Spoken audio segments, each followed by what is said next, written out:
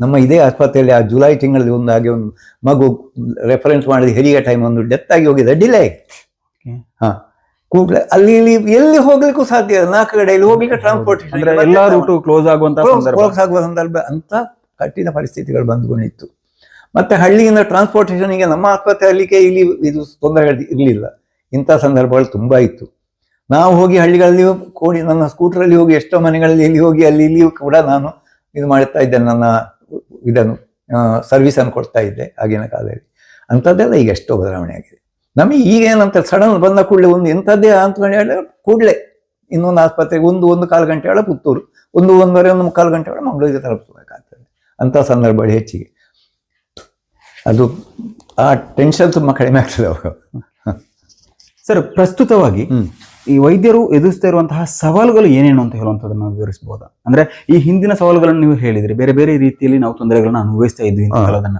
But ಈಗ ಈ ಪ್ರಸಕ್ತ ಸನ್ನಿವೇಶದಲ್ಲಿ ಬೇರೆ ಬೇರೆ ದೌರ್ಜನ್ಯ ಆಗಿರ್ಬಹುದು, ಬೇರೆ ಬೇರೆ ವಿಚಾರಗಳ ಬಗ್ಗೆ ಆಗಿರ್ಬಹುದು, ಎಲ್ಲ ವಿಚಾರಗಳ ಬಗ್ಗೆ ಎಲ್ಲಾ ಕ್ಷೇತ್ರದಲ್ಲಿ ಕೂಡ ಇರುವಂತಹ ದೊಡ್ಡ ಸವಾಲು ಅಂತ ಹೇಳುವಂಥದ್ದು, ತೊಂದರೆಗಳಾಗಿರ್ಬೋದು, ಎಲ್ಲವನ್ನ ನಾವು ನೋಡಬೇಕಾದ್ರೆ ಈಗ ಈ ಒಂದು ಪ್ರಸಕ್ತ ಕಾಲದಲ್ಲಿ ವೈದ್ಯರು ಎದುರಿಸ್ತಿರುವಂತಹ ಪ್ರಮುಖ ಸವಾಲು ಅಂತ ಹೇಳೋದಾದ್ರೆ?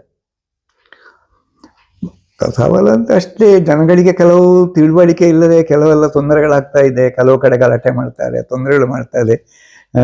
ಈಗ ಸಪೋಸ್ ಒಂದು ಹೆರಿಗೆ ಆಗಿ ಮಗುವಲ್ಲಿ ಇದು ಡಾಕ್ಟರ್ಗಳ ನಿಯಂತ್ರಣ ಬಿಯಾಂಡ್ ಅವರ್ ಕಂಟ್ರೋಲ್ ಅಂತ ಹೇಳ್ತಾರೆ. ಅಂತ ಸಂದರ್ಭಗಳಲ್ಲಿ ಅದು ಕಾಂಪ್ಲಿಕೇಶನ್ ಉಂಟಲ್ಲ, ಒಂದು 100 ಅಲ್ಲಿ 2 3 ಅಂಥದ್ದು ಒಂದು ಆಗ್ತಾ ಇದ್ದರೆ ಜನರಿಗೆ ಅದು ಅರ್ಥ ಆಗುದಿಲ್ಲ. ಆಗುವಾಗ ಅವರಿಗೆ ಬಹಳ ಸಿಟ್ಟು ಬರ್ತದೆ, ಅವ್ರು ಗಲಾಟೆ ಮಾಡ್ತಾರೆ, ತೊಂದರೆ ಮಾಡ್ತಾರೆ. ಅಂಥದ್ದೆಲ್ಲ ಹೆದರಿಕೆ ಜಾಸ್ತಿ ಆಗ್ತದೆ. ಹೌದು, ಬಹಳ ಗಲಾಟೆ ಮಾಡ್ತಾರೆ ಜನರು. ಆ ಹೆದರಿಕೆ ನಮ್ಮಲ್ಲಿ ಹುಟ್ಟಿರುತ್ತದೆ, ಏನಾದರೂ ಇದು ಮಾಡ್ತಾರ ಅಂತ. ಇನ್ನು ಕೆಲವು ಸರ್ತಿ ಅಂತ ತಿಳುವಳಿಕೆ ಇಲ್ಲದೆ ಹೇಳಿದ ಟೈಮಿಗೆ ಅವ್ರು ಕರ್ಕೊಂಡು ಬರೋದಿಲ್ಲ ಪೇಷಂಟನ್ನು. ಈಗ ಸಪೋಸ್ ಒಂದು ಹಳ್ಳಿಯಲ್ಲಿ ಏನಾಯ್ತು ಅಂತ ಆದರೆ ಇನ್ನು ಫೋನ್ ಮಾಡ್ತಾನೆ, ಅವ ಈಗ ಬಂದು ಬಿಡು ಮಾರೆ, ನಾನು ಇಂಥ ಅಂತ ನೋಡ್ತೇನೆ ಅಂತ ಹೇಳಿದ್ರೆ ಅವ್ನು ಬರೋದು ನಮ್ಮ ಮರುದಿವಸ ಬರ್ತಾನೆ. ಹೀಗಿದ್ದ ಒಂದು ಅದಕ್ಕೆ ಎಂತ ಹೇಳುದು ತಿಳುವಳಿಕೆ, ಅವನಲ್ಲಿ ಆ ತಿಳುವಳಿಕೆ ಇಲ್ಲದೆ ಅದರಲ್ಲಿ ಎಂಥ ತೊಂದರೆ ಆಗುದಿಲ್ಲ ಅಂತ ಹೇಳುವ ಆ ತೊಂದರೆಗಳಿಂದ ಆಗ ಅವನು ಡಿಲೇ ಮಾಡ್ತಾನೆ.